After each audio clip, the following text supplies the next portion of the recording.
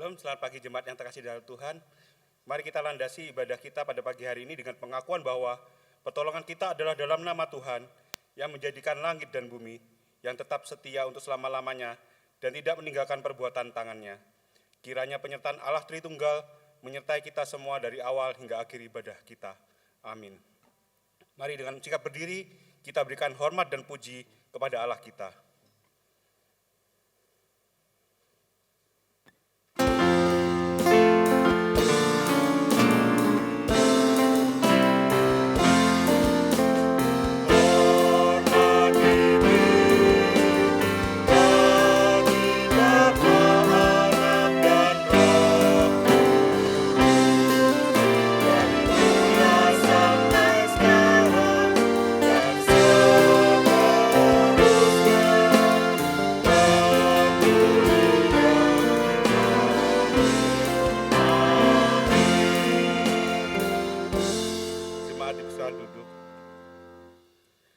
Di saat-saat seperti ini, mungkin kita diberikan kesempatan untuk merenungi apa saja yang sudah kita lakukan dalam hidup ini.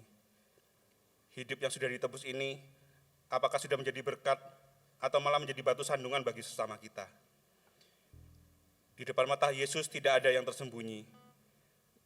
Mari dengan kerendahan hati kita akui dosa dan kesalahan kita di hadapannya.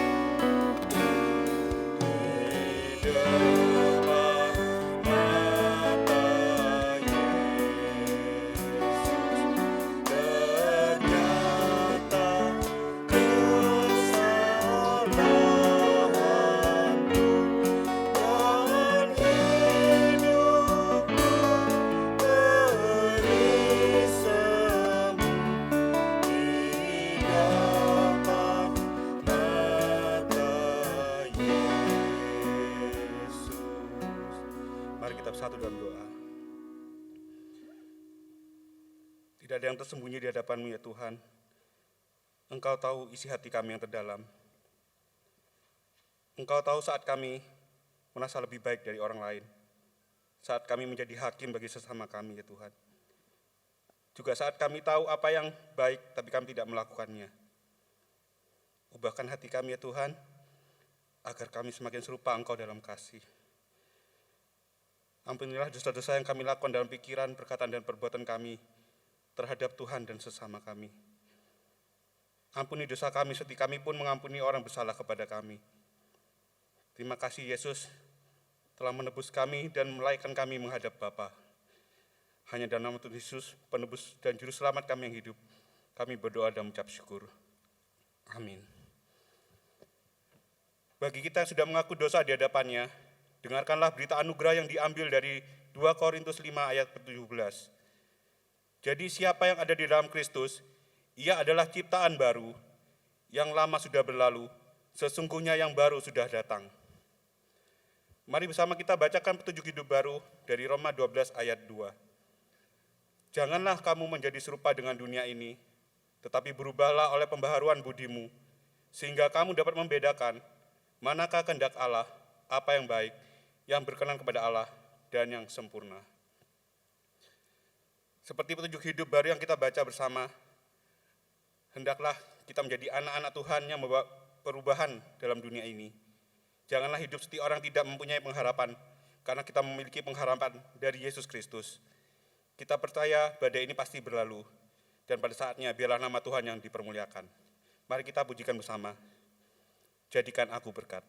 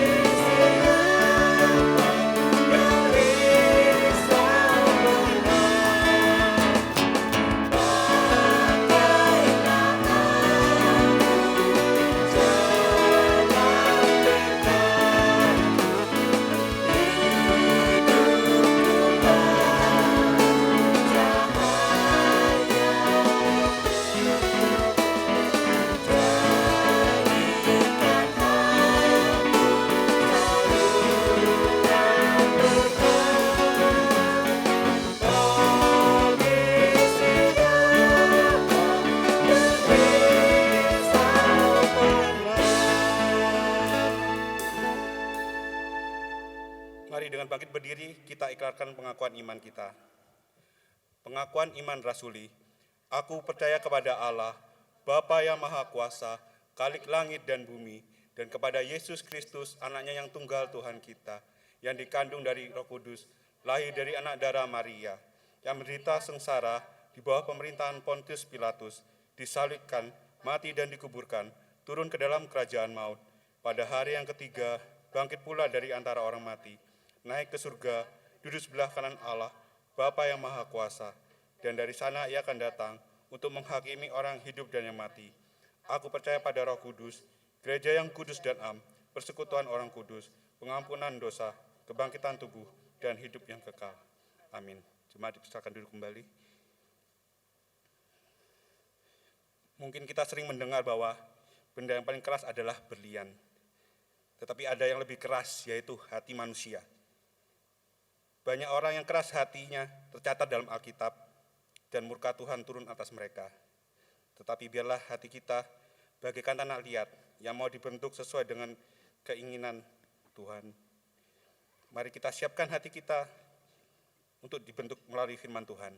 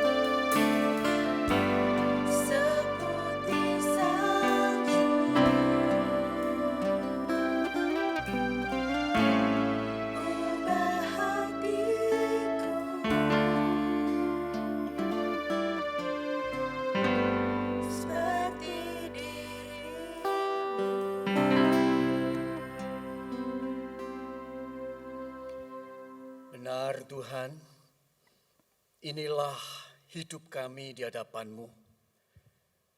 Kami seringkali mengeraskan hati kami untuk kami bisa sungguh-sungguh mendengar suara Tuhan, untuk kami sungguh-sungguh bisa mengikuti akan setiap perkataan firman yang diperintahkan kepada kami.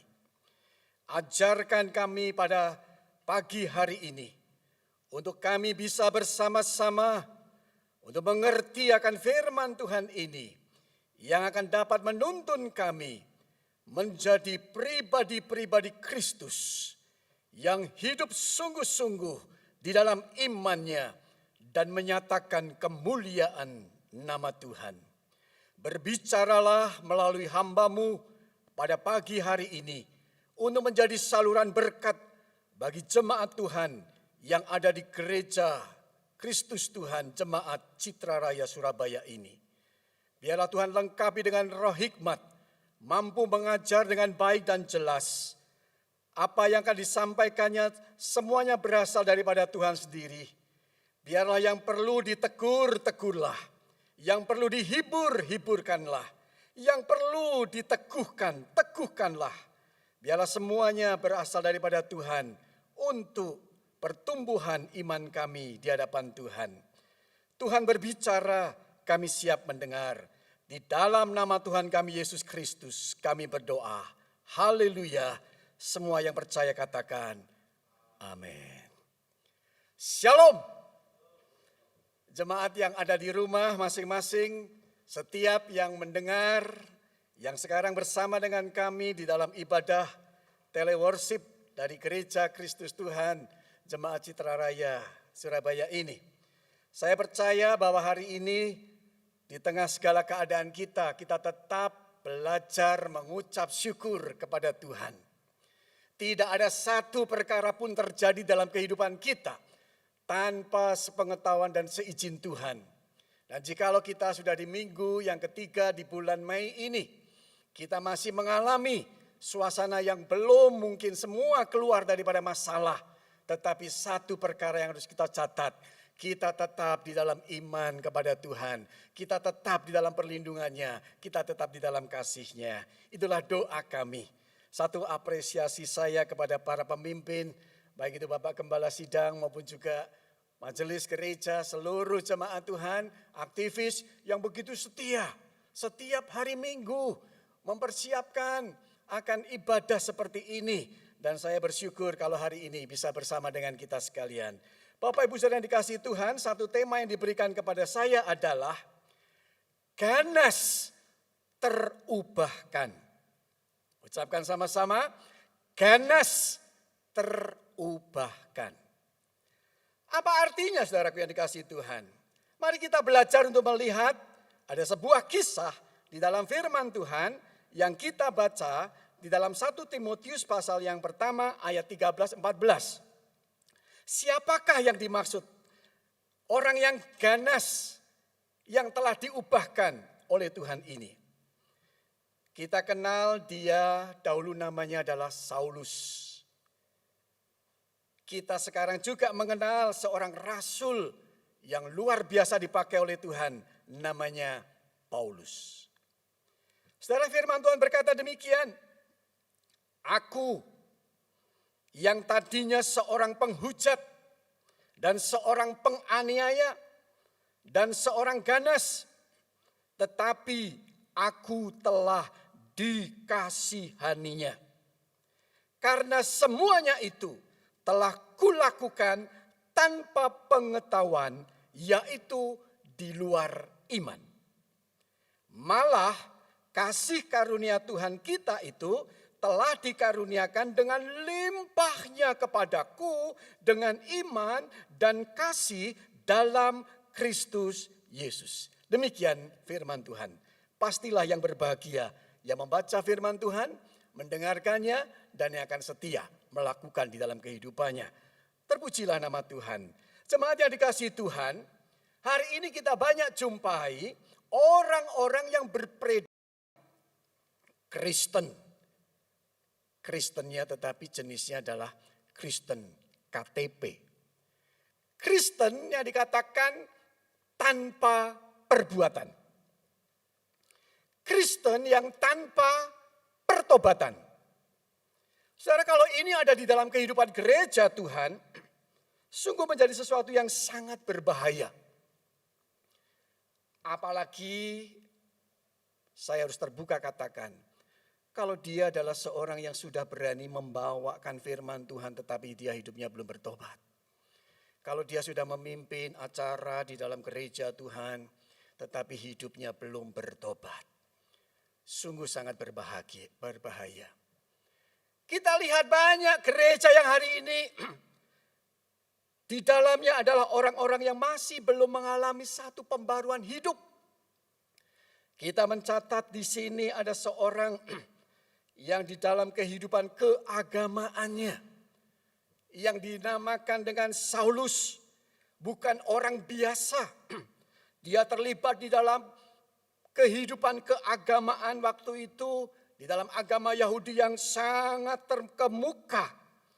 Dia adalah seorang yang juga bukan orang yang dalam kelompok biasa, tetapi dia adalah seorang yang dikatakan murid daripada Gamaliel.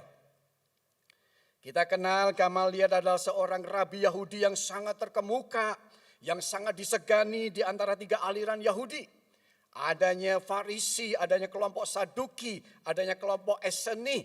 Mereka sangat menyegani daripada Gamaliel ini. Dan Saulus adalah salah satu muridnya. Saudaraku, saya pikir seorang yang bernama Saulus, yang kita kenal hari ini sebagai Paulus, sedikit kita belajar tentang siapa dia. Saudaraku yang kekasih, ketika dia seorang yang dikatakan hidup di antara tahun 3 sampai dengan 67 Masehi. Pada zaman abad ini, di awal kehidupan yang lalu.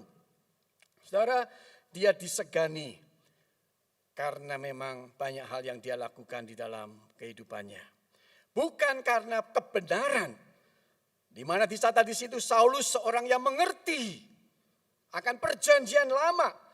Tetapi dia tidak menemukan kesejatian di dalam Tuhan Yesus. Saulus punya kebanggaan ketika satu kali dia punya satu surat perintah dari pemimpin agama untuk menghabisi para pengikut Yesus. Keinginannya begitu kuat untuk menghancurkan murid Tuhan Yesus. Saudaraku yang dikasihi Tuhan, bisa kita bayangkan betapa ketika kita ada pada saat itu, mendengar orang yang begitu kejam, ganas. Ingat ketika Stefanus, pada saat dia dituduhkan banyak hal-hal yang palsu, dan akhirnya diputuskan Stefanus harus dirajam dengan batu sampai mati. Teman-teman yang terkasih, kita ingat kisah itu di dalam Kisah Para Rasul pasal 7 ayat 58. Di situ ada seorang muda namanya Saulus. Dia ada di tengah peristiwa itu. Dan ketika dia berkata, aku setuju, Stefanus dihukum mati dengan dirajam batu sampai mati itu. Saudaraku, Saulus berusaha untuk membinasakan jemaat. Dia memasuki rumah demi rumah, menyeret laki-laki, menyeret perempuan keluar, menyerahkan mereka untuk dimasukkan ke dalam penjara. Sungguh satu hal yang sangat ganas, luar biasa. Saudara, kalau kita baca di dalam bagian-bagian Kisah Para Rasul, saudara, benarlah ketika dia bersaksi, aku dulu orang yang ganas. Saudara, ada satu peristiwa akhirnya di dalam perjalanan ketika dia dengan cara berpikirnya, dia mengalami satu peristiwa yang sungguh sangat luar biasa. Di tengah perjalanan menuju ke Damsyik atau Damaskus yang ada di Syria, saudara, pada saat itulah peristiwa itu terjadi. Ada perjumpaan dengan Tuhan. Perjumpaan yang membuat dia harus mengalami satu peristiwa yang tidak pernah dia duga. Karena dari perjumpaan dengan Tuhan itu, dia mengalami kebutaan 3 hari lamanya. Dia tidak makan, dia tidak minum. Dan kondisi ini membawa seorang Saulus masuk ke dalam zona tidak nyaman. Hal ini diizinkan oleh Tuhan untuk dia terpojok dalam kebebalannya, dalam kesalahannya, di dalam kekerasan hatinya. Saudaraku, pada saat itulah ada satu pertobatan terjadi. Ketika ada suara yang dengan jelas berkata kepadanya, Saulus, Saulus, mengapakah engkau menganiaya aku? Saudara, suara itu jelas didengar banyak orang. Termasuk Saulus, tetapi orang lain tidak ada yang bisa melihat. Kecuali Saulus. Dan dia berani berkata dengan satu pertanyaan, siapakah engkau Tuhan? Dan suara itu berkata, akulah Yesus yang kau aniaya itu. Dalam Kisah Para Rasul pasal 9 ayat 4 dan 5 itulah pertobatannya. Saudara, apa yang dikatakan oleh pemimpin acara tadi dalam pujian, ada kalimat yang menarik. Memang saudaraku, itulah kita. Hati yang keras ketika berjumpa dengan Tuhan, tidak ada yang mustahil. Ada satu pertemuan yang sangat radikal, yang sangat personal, sehingga seorang Saulus bersama dengan Tuhan, ambisinya yang menyala-nyala, hatinya yang berkobar-kobar ingin membunuh pengikut-pengikut Yesus berubah sama sekali. Kecintaannya pada jabatan keagamaan, posisinya yang tinggi pada zaman itu tidak lagi dipikirkan oleh seorang Saulus. Yang dia pikirkan sekarang adalah bagaimana saya bisa mengabdikan hidup saya untuk Tuhan. Seorang yang dia nyatakan dirinya begitu najis, yang ingin membunuh pengikut-pengikut Yesus, mengalami pertobatan di dalam hidupnya. Saudara, pertobatan tidak dapat diatur dengan cara manusia. Pertobatan di dalam rencana Allah bagi setiap orang. Ketika orang-orang percaya dipanggil, kita jangan keraskan hati lagi. Ketika sekarang zaman yang sangat indah, tepat bagi kita untuk sungguh-sungguh membuka hati, bertobat, dan semua itu akan membawa kita kepada satu kehidupan yang baru. Ada satu peristiwa yang menjadi satu momentum yang sangat indah. Ketika semuanya diatur oleh Tuhan. Dan ujung daripada pertobatan itu sama, yakni apa?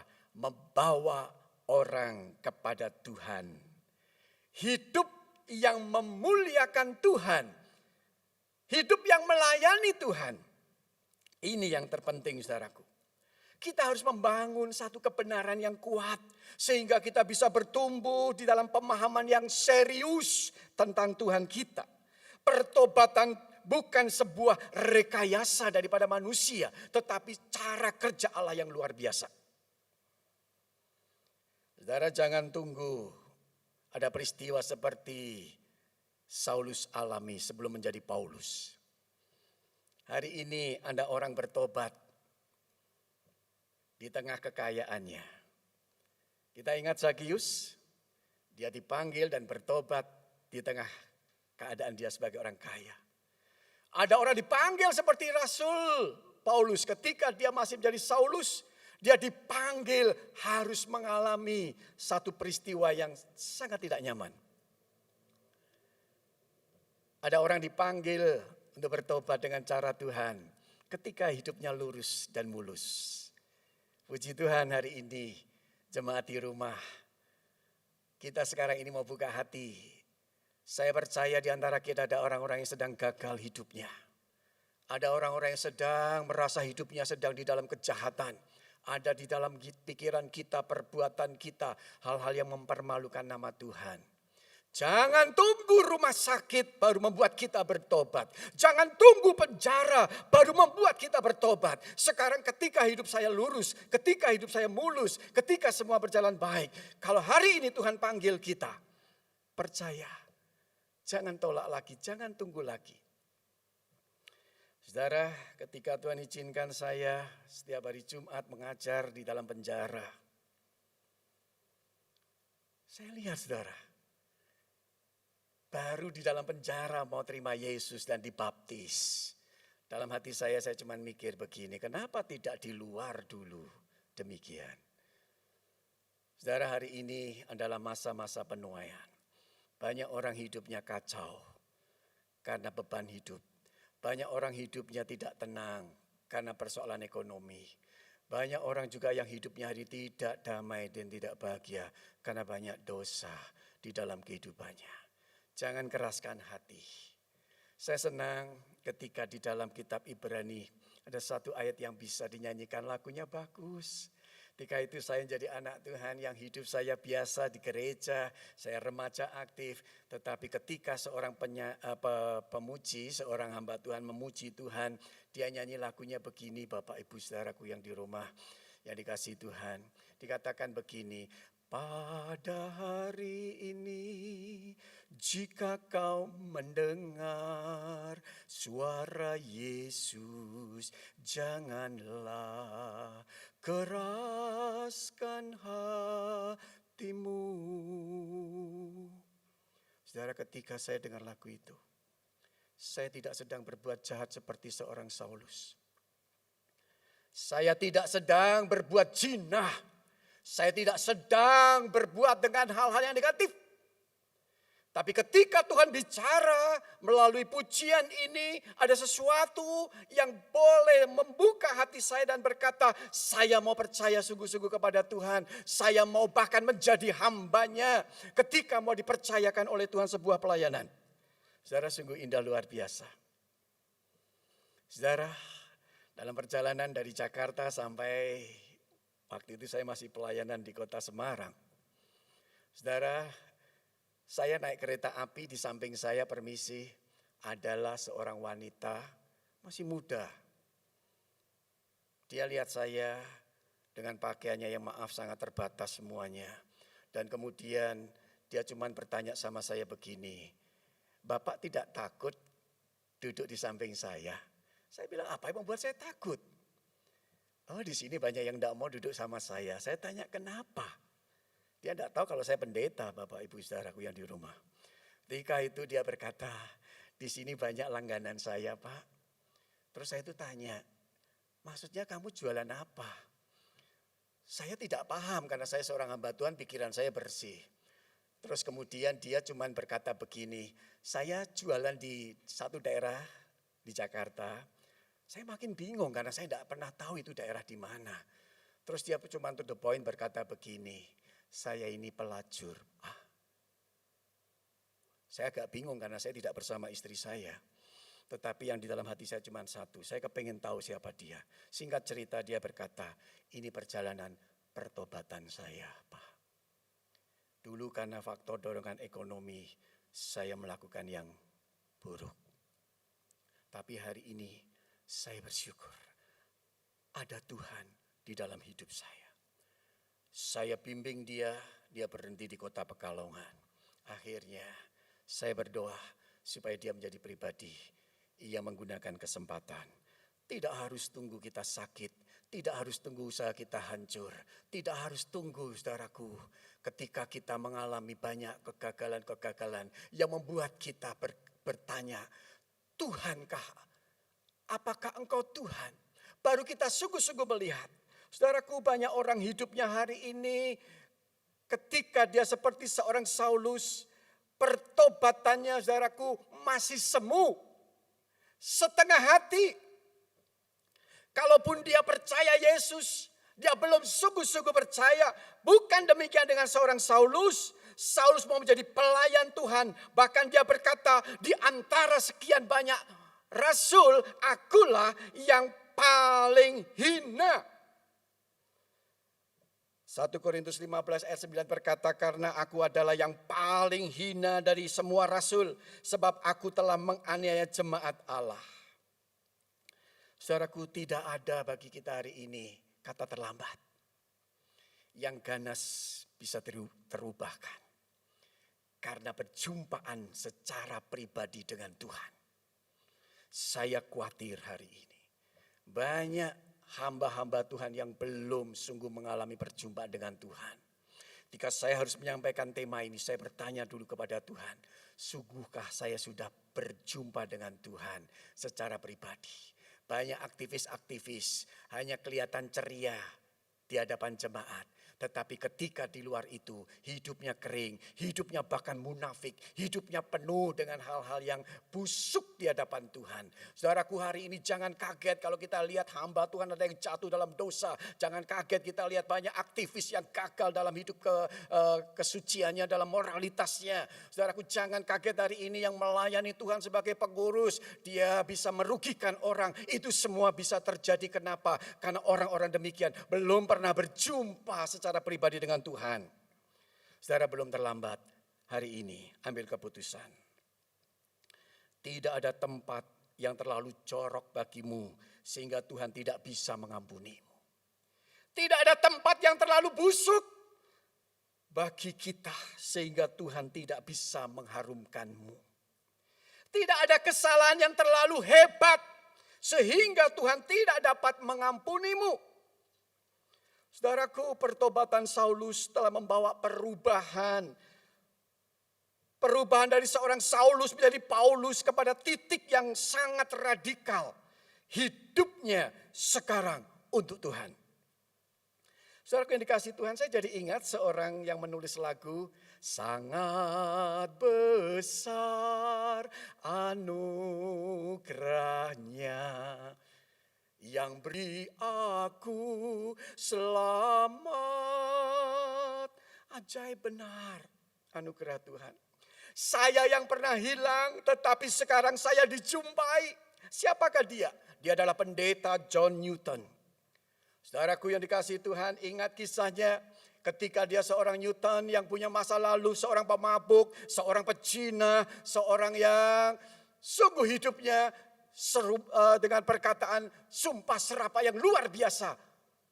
Tapi ketika ada badai menerpa di kapalnya, dia ketakutan.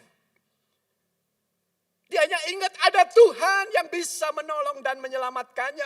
Makanya dia panggil Tuhan di saat badai itu.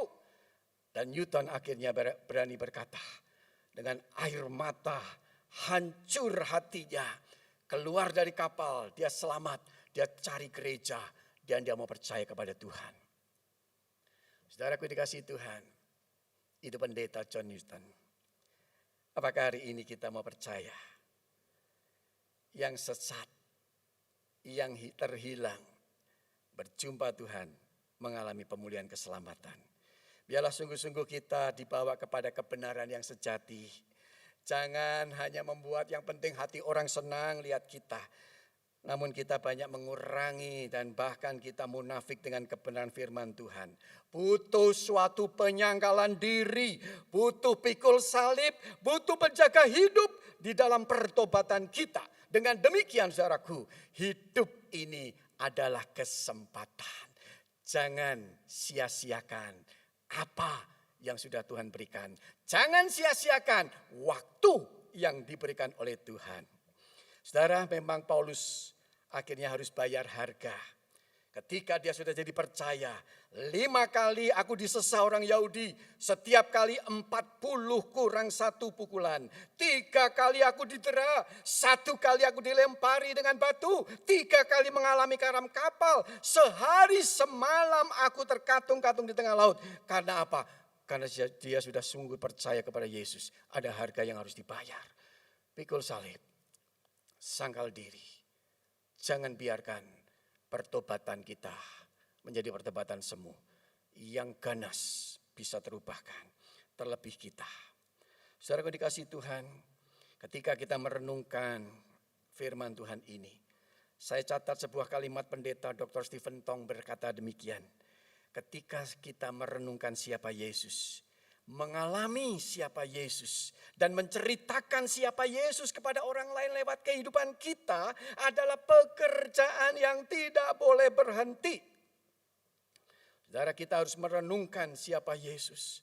Kita harus mengalami siapa Yesus dan menceritakan siapa Yesus kepada orang lain lewat kehidupan kita. Ini harus dikerjakan terus-menerus. Saudaraku, kalau kita lihat banyak orang melakukan hanyalah sebuah apa? Penyesalan. belum bertobatan. Penyesalan itu adalah perasaan sedih atau kesusahan dalam hati seseorang karena apa? Dosa-dosa yang dilakukannya dengan disertai keinginan untuk tidak melakukannya lagi. Tetapi hal seperti ini seringkali terjadi karena apa? Kita tidak cukup hanya menyesali akibat dosa, tetapi menyesallah atas dosa dan bertobatlah. Para koruptor seringkali menyesal sesudah perbuatannya tertangkap, yang berakibat ia harus menjalani penghakiman dan penghukuman. Orang yang selingkuh menyatakan menyesal setelah apa? Perbuatannya ketahuan. Sehingga pasangannya marah dan keluarganya pecah. Saudara, mahasiswa yang menyontek atau pelajar yang menyontek biasanya menyesal. Setelah apa? Perbuatannya diketahui gurunya dan ia diberi nilai 0. Saudara, itu penyesalan. Tetapi yang kita harapkan adalah yang firman Tuhan mau ajak kita bertobat. Bertobat artinya mengetahui dosa, mengakui dosa, meninggalkan dosa, serta apa? Berbalik kepada Tuhan dan berjalan di dalam kebenarannya. Saya akhiri dengan Mazmur 51 ayat yang ke-6. Mazmur 51 ayat yang ke-6. Kita akan ucapkan sama-sama, dikatakan demikian. Terhadap engkau sajalah aku telah berdosa dan melakukan yang kau anggap jahat.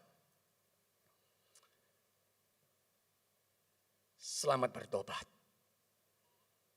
Lakukan yang benar, yang mempermuliakan nama Tuhan, bukan mempermalukan nama Tuhan. Tuhan berkati kita semua. Mari kita berdoa. Bapa Surgawi, bersyukur kalau di antara setiap yang mendengar firman Tuhan dari rumah masing-masing, dari tempat mereka berada sekarang, ketika Tuhan berbicara melalui firman Tuhan ini, biarlah ada hati yang tidak tenang ketika kami berdosa. Dan biarlah ada hati yang damai ketika kami mau terbuka dan mendengar firman untuk kami percaya dan bertobat. Tuhan, Engkau sanggup mengubah hati yang keras seorang Saulus menjadi Paulus. Dan biarlah ganas yang terubahkan itu, kami tidak seperti Rasul Paulus yang punya masa lalu demikian. Tetapi kami juga seorang seringkali menjadi Saulus-Saulus yang punya masa lalu masing-masing. Biarlah kami tidak munafik, biarlah kami tidak menutup diri, menyembunyikan banyak kebusukan dan dosa kami. Tapi kami terbuka di hadapan-Mu. Berkati kami semua, berkati hamba-Mu, berkati mereka semua yang mendengar. Terpuji nama-Mu Tuhan, kami bersyukur. Biarlah saat yang lain kami bisa bersama-sama melalui teleworship ini.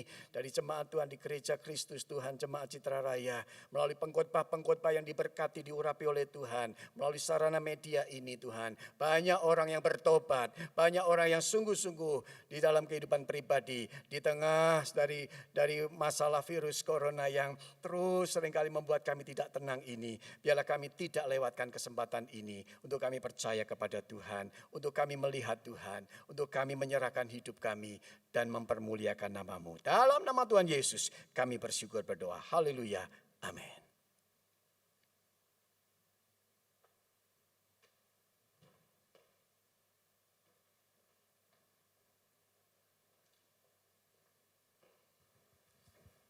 Jemaat yang dikasih Tuhan, kita sudah mendengarkan firman Tuhan. Dan biarlah firman ini sungguh menjadi kekuatan bagi kita untuk berubah sesuai dengan kehendak Tuhan. Sekarang kita akan memberikan persembahan. Persembahan kita bukan hanya berupa uang atau waktu atau hal-hal yang bersifat duniawi. Tetapi sesungguhnya persembahan yang sejati adalah hati yang hancur. Dan itu Tuhan tidak pandang hina. Itulah yang diinginkan Tuhan. Menyerahkan hidup kita kepada Tuhan seutuhnya. Kita akan memberikan persembahan, saudara sekalian bisa memberikan persembahan di nomor rekening yang tertera di layar kaca saudara. Mari kita berdoa. Bapa yang di surga, hari ini kami sungguh mengucap syukur. Firman Tuhan mengingatkan kami kembali bahwa tidak ada yang mustahil di hadapan Tuhan. sesuatu yang tampaknya tidak bisa diubahkan, firman Tuhan sanggup mengubahkan. Terima kasih Tuhan, kami mau menjadi orang-orang yang berubah senantiasa semakin hari seperti Kristus, dan itulah persembahan kami. Terima kasih Tuhan, terimalah persembahan kami ini menjadi persembahan yang harum di hadapan Tuhan. Dan kami terus berdoa Tuhan untuk segenap jemaat GKT Citraland ini, Citra Raya ini. Tuhan berkati senantiasa di dalam kehidupan mereka, di dalam kehidupan sehari-hari walaupun ada virus corona. Kami tetap bersandar dan berserah kepada Tuhan, mengandalkan Tuhan bahwa Tuhan berjanji tidak akan pernah meninggalkan. Itulah menjadi kekuatan untuk menjalani kehidupan ini. Terima kasih Tuhan, bila ada jemaat Tuhan mengalami masalah ekonomi, ada yang kehilangan pekerjaan, ada yang bisnisnya hancur, tapi kami yakin Tuhan sanggup memulihkan kembali.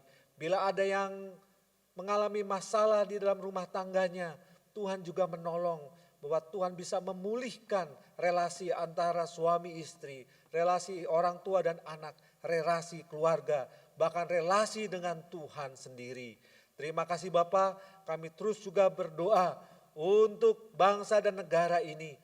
Kiranya Tuhan memberkati di dalam memerangi virus corona ini. Kami bersama-sama umat Kristen, kalaupun kami tinggal di rumah, itu adalah sesuatu yang menunjukkan bahwa kami juga berjuang untuk melawan virus ini.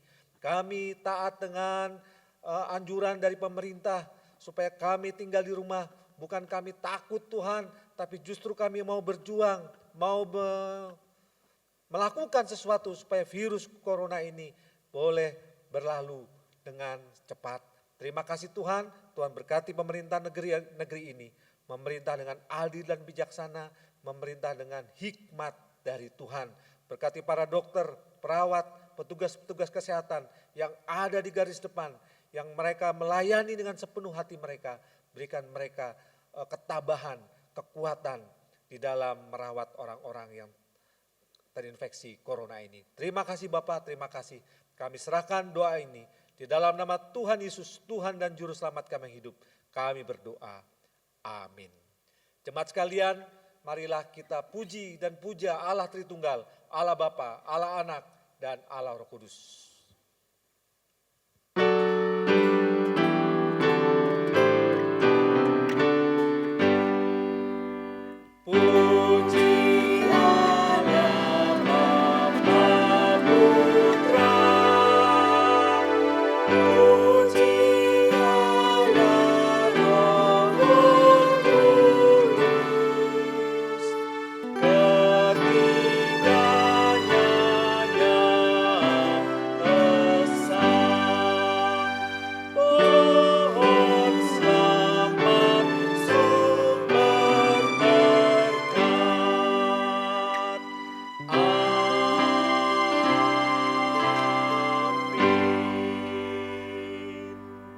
Jemaat yang kasih Tuhan, biarlah hidupmu, hidup yang selalu diubahkan oleh kuasa Roh Kudus, oleh kuasa kasih dari Tuhan Yesus. Dan terimalah berkat Tuhan. Kiranya Allah Bapa, Allah segala sumber berkat, mencurahkan berkat-berkat yang berkelimpahan kepadamu. Berkat jasmani maupun berkat rohani. Dan biarlah anak yang tunggal yaitu Tuhan Yesus Kristus memberikan damai sejahtera di dalam kehidupanmu, dan biarlah Allah Roh Kudus menolong, menghibur dari sekarang sampai Tuhan Yesus datang kembali. Amin.